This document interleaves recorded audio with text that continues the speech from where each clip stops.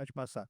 Bom, pessoal, falando um pouco mais de mim aí, eu me chamo Gabriel Fernandes, eu sou, por formação, engenheiro de automação. Opa, volta. Por formação, eu sou engenheiro de automação. Desde que eu me formei, eu trabalhei na área industrial como engenheiro de automação para a indústria, desenvolvendo e trabalhando com os mais diferentes tipos de processos, seja de mineração, siderurgia, alimentícia, energia, broadcasting. E do meu último emprego para o atual, que é no Itaipu Parktech, eu assumi o desafio de começar a trabalhar e desenvolver pesquisas e produtos para a área de segurança, especificamente para o ambiente industrial, ou que a gente vai ver, né, que é o de OT. Falando um pouco mais aí do Itaipu Parktech, né, nós somos uma ICT localizada ali na região da Tríplice Fronteira, né, que é entre Argentina, Paraguai e Brasil. Estamos localizados na cidade de Foz do Iguaçu, do Paraná, tá? E a nossa visão é que nós somos um ecossistema vibrante em oportunidades, referência de pesquisa, inovação, empreendedorismo e tecnologia. Nossa missão é transformar conhecimento e inovação em bem-estar para a sociedade, tá? Falando um pouco mais dos elementos que compõem o nosso ecossistema no Itaipu Parktech, nós temos algumas ICTs que estão dentro do nosso ecossistema, o Itai, o CBiogás e até mesmo o próprio Itaipu Parktech, e temos ali dentro também 3 instituições de ensino. A UNILA, que é a Universidade da Integração Latino-Americana, em que qualquer aluno da América Latina pode vir estudar nessa universidade, a UniOeste, que é a Universidade do Oeste do Paraná, e a Universidade Aberta do Brasil. O Itaipu Parktech possui um capital intelectual daqueles números que estão registrados ali na apresentação. 63 pós-doutores, 487 doutores, né? Ou seja, temos um grande capital intelectual na empresa. Aqui, só apresentando para vocês, por sermos uma ICT, temos vários centros de pesquisa e desenvolvimento dentro do Itaipu Parktech. São um total de 10. A gente tem turismo sustentável, tecnologias aplicadas, soluções em tecnologia de barragens, e especificamente o centro ao qual eu pertenço, que é o de segurança cibernética. A gente desenvolve produtos e pesquisas na área de segurança cibernética, tá? Alguns números do nosso centro de pesquisa. Atualmente a gente está aí com 45 projetos acontecendo ao mesmo tempo. Temos dentro do centro mais ou menos 35 profissionais e temos uma experiência aí de 14 anos aí no mercado, fazendo produtos aí para a área de cyber, tá? Aqui embaixo, só algumas das certificações que a gente tem dentro do laboratório, tá? Tem desde a CEH até a ICS Escada, a OSCP e das normativas, né, de 27.000 e CCNA da Cisco, né?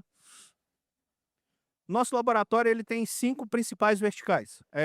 A vertical de TI, que envolve aí o que é muito praticado na cibersegurança, que é a questão de Red Team, Blue Team, ou seja, para resposta a incidente, toda a parte de threat hunting. Temos a parte nossa vertical de Threat Intel, que é a parte de inteligência de ameaças, né, que a gente gera e produz conhecimento da ameaça do que está acontecendo no mundo, do que está acontecendo no Brasil, para suportar as operações tanto de TI quanto as operações de OT, né? Temos a parte muito forte aqui, que é de treinamento e capacitação, que de nada adianta eu comprar um firewall, eu investir em regras, criar políticas, softwares, ferramentas, se meu time não está devidamente treinado. Mais para frente eu vou entrar mais nesse assunto. Temos a parte de governança e compliance, que é para validar ou ver o quão aderente eu estou com a minha política da minha empresa. Também serve para poder fazer auditorias. E, por último, aqui a vertical de tecnologias operacionais, que é o desenvolvimento de cyber especificamente para o ambiente industrial, para o ambiente que a gente chama de TO, tá? Se a gente for pegar notícias, né, essas notícias são bem atuais, tá? A gente vê aqui, ó, o Brasil como alvo, né, de muitos ataques cibernéticos, né? O Brasil foi o 7º maior alvo de ataques digitais em 2025. Ataques de DDoS no Brasil. Brasil tem alta de 37% de cyberataques no cenário global. Então, a gente vê pelas notícias, né, que está cada vez mais crescendo, né, o número de ataques, né, está cada vez mais incidente, principalmente no Brasil. Aqui alguns números, essa aqui é uma pesquisa que foi apresentada pela Kaspersky, que inclui, relata dados, né, de janeiro de 2025 a janeiro de 2026, e ela traz uma informação muito interessante. Ela fala que acontece uma média de 1.410 ataques por minuto, o que totalizaria 2,03 milhões por dia, e um total desse período de um ano aqui, nós estaríamos falando aí de 742 milhões de ataques. Ou seja, se eu for pegar o mesmo período, aí no caso de janeiro de 24 a janeiro de 25, teve um crescimento aí de 23% da incidência de ataques cibernéticos, tá? Uma outra pesquisa interessante que eu estou trazendo aqui é uma pesquisa feita pela EC Council, é uma pesquisa feita em mais de 100 países e que consultou mais de 1.000 profissionais da área de cibersegurança e que trouxe um resultado que a maior dificuldade para o setor de cibersegurança é a falta de profissionais treinados no mercado, treinados em tecnologia ou treinados para assumir a operação que eles demandam, né, que eles necessitam. E aí, então, eu trago agora o conceito nas indústrias, né? Eu falei do crescimento absurdo lá na ponta, né? Do crescimento absurdo de ataques cibernéticos, ou seja, crescia em número e em complexidade os ataques em geral. Eu tenho também uma forte tendência da indústria de buscar a digitalização e a integração entre aplicações, integração de dados, troca de informações, ou seja, um crescimento da superfície de ataque aqui, porque eu demando isso hoje em dia nos sistemas e nas integrações. Então, nesse meio como um todo, a minha indústria ela tem que continuar operando, os sistemas têm que manter a performance, e eu tenho que ter soluções para poder conseguir sobreviver num cenário desse que eu vim descrevendo aqui para os senhores. Crescimento do número de ataques, crescimento aí da complexidade dos ataques, aumento aqui da superfície de contato. E ainda tem mais complicadores nessa realidade, né? Aqui ó, pouca, muito fraca ou nenhuma nível de autenticação, um gap enorme de criptografia. Quando eu estou no ambiente industrial, normalmente os protocolos não têm nenhum tipo de criptografia.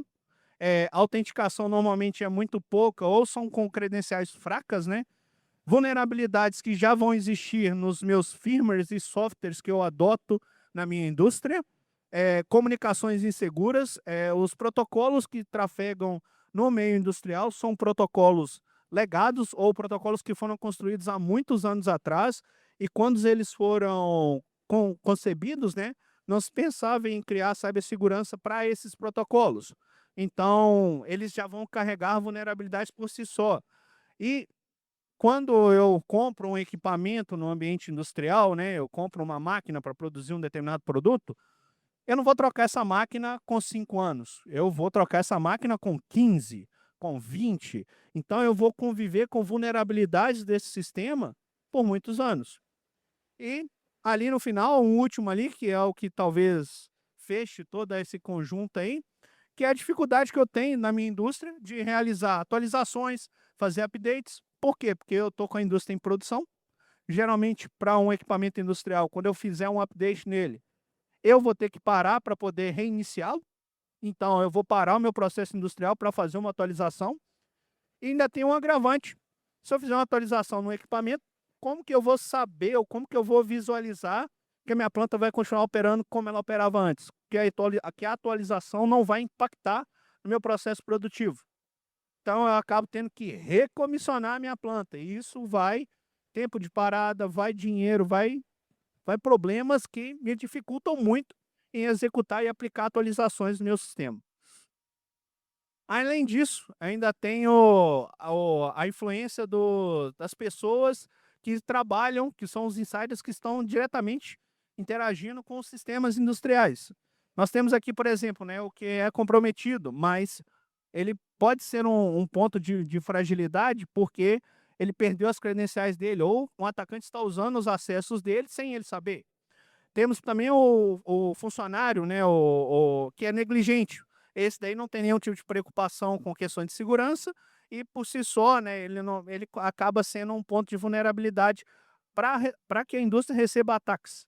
E temos também a figura do malicioso, que aí a pessoa já está agindo com segundas intenções ou com objetivos de impactar o meu processo produtivo, né.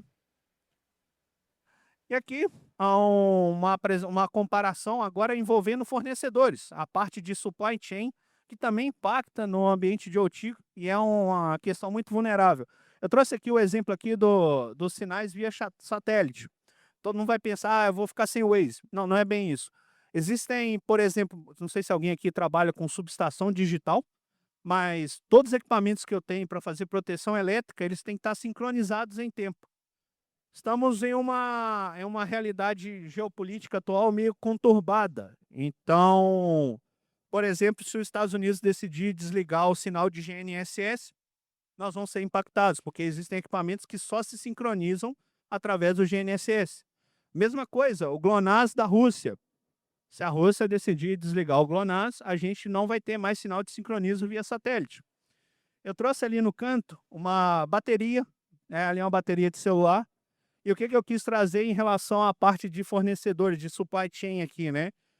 As baterias de íon de lítio, que são as que estão mais sendo utilizadas hoje em dia, elas para tornarem viável a sua operação, elas dependem de um mineral específico chamado cobalto. E alguém dos senhores sabe qual é o país que mais tem a maior reserva de cobalto no mundo?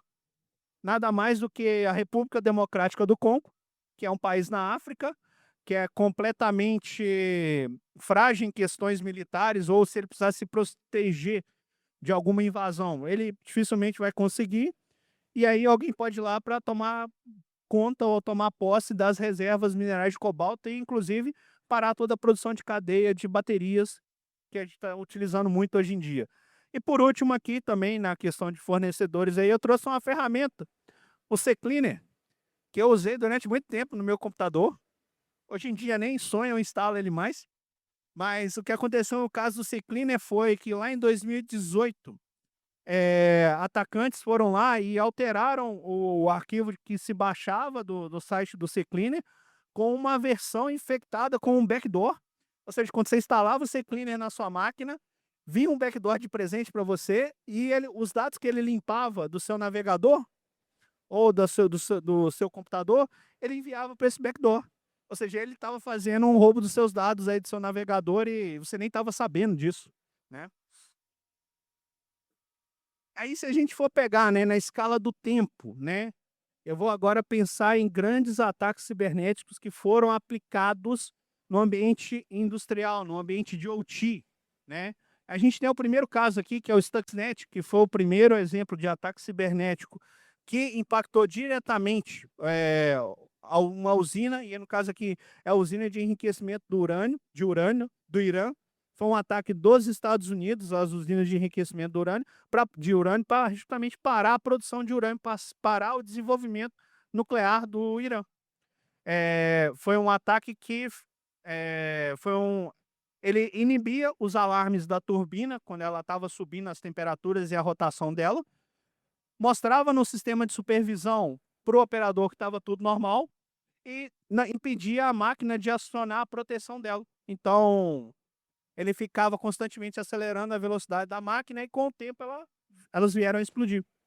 Tem esse outro exemplo aqui que é do Black Energy, que aí foi na Ucrânia, aconteceu na Ucrânia no período ali de novembro a dezembro. Foi um ataque da Rússia à Ucrânia. E o que que foi esse ataque, né? Foi um phishing direcionado, muito direcionado, foi o spear phishing, né, para roubar credenciais de acesso remoto. Ao fazer isso pela rede corporativa, eles roubaram as credenciais de acesso remoto aos sistemas de automação, aos sistemas SCADA, e com isso eles começaram a enviar comandos nas plantas, nas subestações de energia da Ucrânia, Os operadores viram aquilo, acharam estranho, decidiram: bom, vamos reiniciar o sistema para ver se normaliza. No momento que eles reiniciaram, os atacantes que já estavam com acesso remoto foram lá e trocaram a credencial.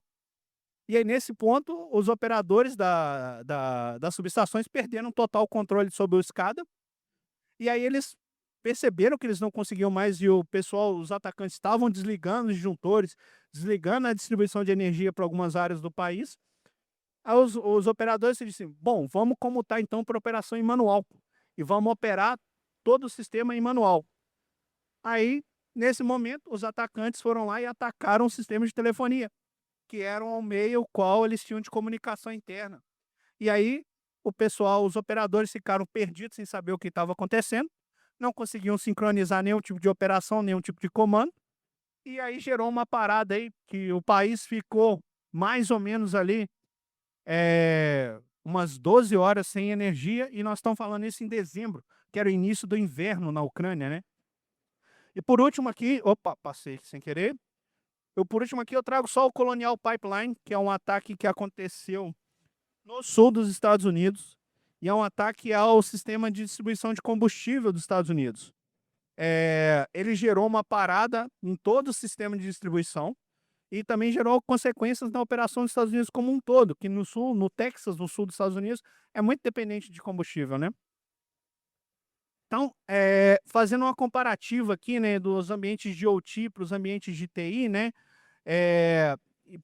pegando as diferenças entre cada um, né, quando eu penso nos pilares de segurança, para TI, o principal é a confidencialidade. Agora, quando eu vou para o OT, meu principal é a disponibilidade. Eu quero que o meu sistema esteja operando, eu não quero que ele pare. A integridade, os dois dividem no mesmo nível. E, por último, investe, né? A TI cuida da disponibilidade e para a OT vira a confidencialidade, porque eu perder a informação de um sensor de temperatura, se isso ser extraviado, para mim não vai impactar em nada, né? E aí tem alguns gaps aqui que a TI pratica já há muito tempo, que ela já nasceu com cibersegurança, e a OT não. A TI já tem previsto nos ciclos de investimento uma verba para tratar a obsolescência. Então ela consegue combater a obsolescência dos equipamentos dela, que é no máximo ali, de 3 a 5 anos. Para a OT isso nunca foi pensado, né? Eu tenho um equipamento, eu tenho uma planta, aquilo ali vai operar para mim 15 anos, 20 anos. Então eu não tenho nem previsão de investimento para tratar a obsolescência na OT. Na TI, o objetivo dos atacantes é roubar dados. E na OT, o objetivo dos atacantes é, como a gente viu naqueles casos maiores, é interromper processo, impactar a vida, interromper operações grandes, né? E a TI tem uma certa tolerância a falhas e a OT não. A OT, como eu busco sempre a disponibilidade, eu não sou nem um pouco tolerante a falhas, né? Então, o que acaba acontecendo na minha indústria? Eu acabo investindo muito dinheiro, né? Eu acabo direcionando muitos investimentos para poder criar processos para poder ter mais segurança na minha indústria, mas os ataques continuam acontecendo. Eu não estou, mesmo investindo dinheiro, eu continuo, não sou imune a ataques, né? E se a gente for pegar agora os operadores, né? Por que os operadores das indústrias, né, eles ignoram os processos de segurança ou as medidas de segurança? Primeiro que ele tem uma pressão enorme por estar sempre produzindo e que o processo não pode parar. Segundo, que ele não tem uma cultura, ele enxerga a segurança ou ter práticas de segurança como uma dificuldade, como um obstáculo, né? E por último, né, o operador ele tem sempre uma visão de processo, né? O processo não pode ser impactado, o processo não pode ser interrompido. Isso aí, os operadores têm uma falta de maturidade e a gente vai chegar nesse nível aqui no final da nossa conversa.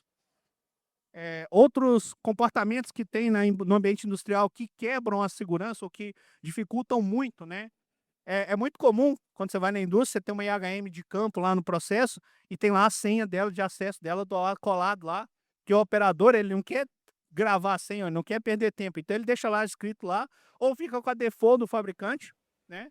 É muito comum compartilhar o acesso remoto. O Colonial Pipeline que eu comentei com vocês, ele veio de um acesso remoto compartilhado.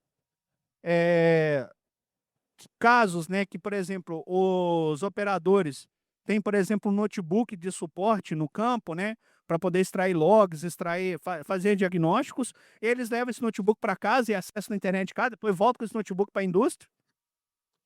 Temos aqui também, ó, o uso de dispositivos USB, né? O cara precisa tirar um relatório, tirar uma imagem dos sistemas de OT, mas é o mesmo pendrive que ele usa lá para poder fazer essa extração, é o mesmo que ele leva na papelaria para imprimir documento, né? Ou seja, está trazendo problemas para o sistema, né? E aí aqui é muito comum também no ambiente de OT, quando o pessoal vai fazer alguma alteração, algum ajuste, alguma mudança, ele pede para desabilitar alguma proteção.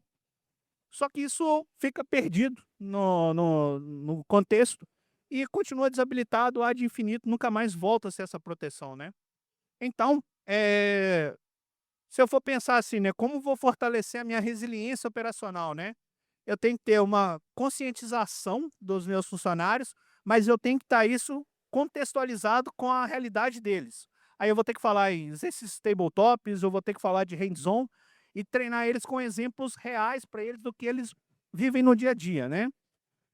Eu tenho que ter segurança integrada com a operação, ou seja, aquele problema que a segurança tem que ser adotada e tem que conviver constantemente em conjunto com a operação não pode parar. Se ela parar, a segurança não vai ser aplicada, tá? Eu tenho que ter exercício de simulação em laboratório. Por quê? Porque eu não posso simplesmente chegar numa planta industrial para fazer um teste, sabendo que o teste vai impactar, ou seja, a mesma coisa, vou jogar uma pedra num espelho para ver se eu quebro o espelho. É claro que eu vou quebrar o espelho, né? Então, por isso que eu vou criar ambientes de simulação que são semelhantes aos meus ambientes industriais para justamente testar e avaliar vulnerabilidades, avaliar impactos de exploração dessas vulnerabilidades. E por último ali, cultura de segurança. Eu tenho que difundir isso nos meus funcionários, né? Eu tenho que fazer treinamento constante, eu tenho que ter campanha de conscientização e vai até inclusive isso a campanhas de phishing, né? E eu tenho que ter sempre um diálogo constante. É por isso que nós lá do Itaipu Parktech, a gente criou o produto que a gente chama de MSS, que é o sistema de gerenciamento aí de serviços de segurança. O MSS, a ideia dele parte do princípio de ser cíclico, né? Ou seja, eu vou ter operações de segurança, ou seja, eu vou ter operações de Red Team, Blue Team, análise de vulnerabilidades, eu vou enriquecer isso com a minha Threat Intel, tá? Eu vou ter um bom sistema de gestão de vulnerabilidades, os times de OffSec, de Pentest, né? Vão fazer validação dessas vulnerabilidades, vão descobrir novas vulnerabilidades, e eu vou fazer análise, por exemplo, de forense para determinadas falhas que foram críticas ao meu processo. E eu vou fazer isso de forma cíclica. O que eu quero com isso? Né? Um processo de melhoria contínua. E aí, constantemente, né, eu vou melhorar a minha detecção, vou melhorar o meu processo de resposta, vou melhorar a minha detecção de vulnerabilidades. E aqui, por exemplo, no MSS, que é a proposta do produto, né, a gente vai executar, por exemplo, campanhas de conscientização, simulação de phishing, palestras educativas para quem e direcionadas para quem está envolvido no processo industrial, capacitações constantes aí dos times, tá? Aqui é um exemplo de uma campanha de phishing que a gente executou para esse produto, tá? Os resultados, né? Aí você consegue treinar especificamente as pessoas têm que ser treinadas em phishing, por exemplo, para não cair mais em phishing, né? E treinamentos assim que podem ser síncronos ou assíncronos, mas o objetivo é que o treinamento seja direcionado a uma demanda que temos ali na nossa indústria, tá? E uma coisa que o MSS traz, né, que ele propõe, que é avaliar a maturidade de segurança na sua empresa. Ou seja, eu vou avaliar em que nível que a minha empresa se encontra, eu vou identificar lacunas ou gaps que eu tenho ali de segurança, e com isso eu vou conseguir orientar onde que eu tenho que atuar e o que que eu tenho que fazer para me atingir determinados níveis de segurança, tá? Porque se eu não fizer essa avaliação de maturidade, eu não vou conseguir definir onde que eu devo começar. E muitas das vezes eu posso gastar esforço numa uma coisa que não vai ser efetiva. Aqui é só uma tabela resumindo assim como que funcionaria a ideia do MSS, tá? Mas aqui eu tenho os cores da niche, aqui eu tenho os targets meu de notas e como que eu estou atualmente, tá? Então eu fico comparando isso o tempo todo e eu tenho medidas para poder sempre buscar os targets que eu objetivo, tá bom? Aqui, se eu estou evoluindo muito a minha maturidade de segurança, né? Eu posso chegar num ponto de realizar pentestes em OT, pentestes no ambiente industrial. Muitas pessoas pensam que não existe o pentest em OT, ele existe, só que ele não é igual ao de TI, né? Ele é diferente devido a todas as características que eu trouxe que são diferentes no ambiente industrial. Então eu consigo, por exemplo, no ambiente de OT, eu vou ter muito bem definido um processo de gestão de vulnerabilidade. Eu também vou ter um processo de simulação dos meus cenários para poder avaliar o impacto da vulnerabilidade, né?